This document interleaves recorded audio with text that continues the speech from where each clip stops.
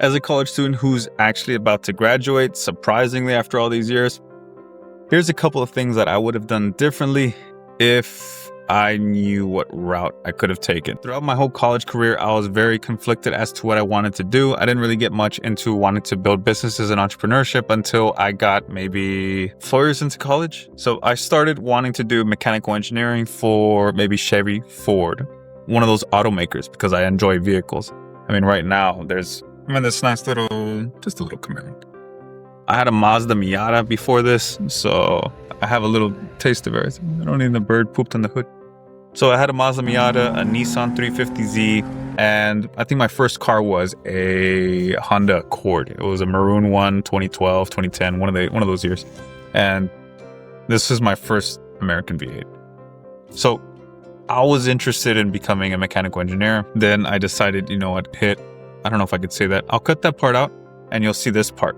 2020 hit, not what I just cut out. And I went to STC or another college to do an associate's in mechanics. I was there for about a year and I decided I didn't want to do that either. I did like cars, but I didn't like working on other people's cars, I guess. And then I decided to come back to university. I'm about to graduate with a degree in entrepreneurship and innovation.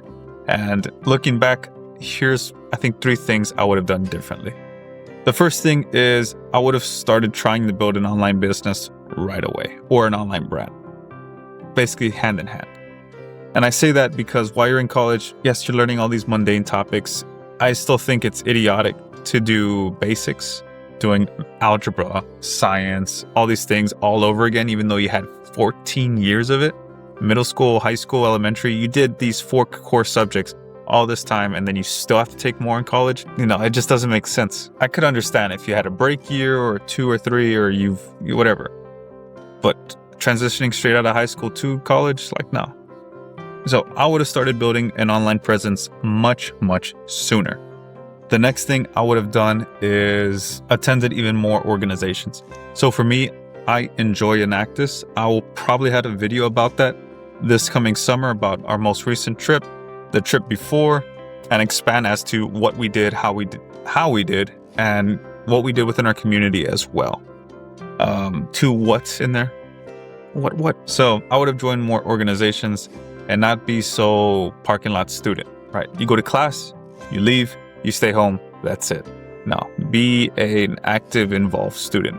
Join different organizations. If they cost money, check if it's worth it. That's the main focal point. You don't want to put money into a club that's not going to be beneficial whatsoever. And then I guess the last thing would be network a lot more and build your LinkedIn account. That's your online presence, but here's why I say these things go hand in hand.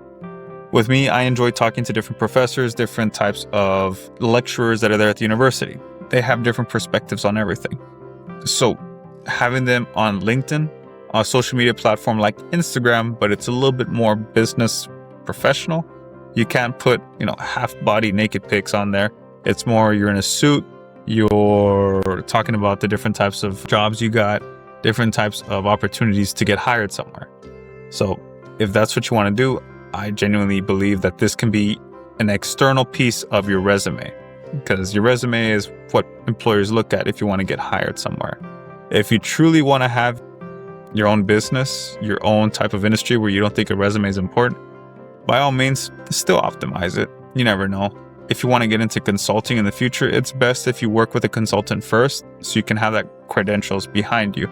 If not, just start working with local businesses for free and guide them in the proper direction, documenting everything so that you can start building your online portfolio, which is what LinkedIn is for. I would build a personal brand or business. What was the second one? Join more clubs and organizations. And then the last thing would be networking much more. The more you network, the more you're able to open up doors. And the more you network, the more opportunities you can find for travel abroad. Trust me. It may cost a little bit of money, but you'll be able to travel to different countries, different states, and it is the best. I'll put a video up on the most recent travel abroad that I've ever done. I think the only one, which I wish I would have done more now looking back. So 4 things. And I'll make a video on all those. So have a good day, subscribe, and I will see y'all later.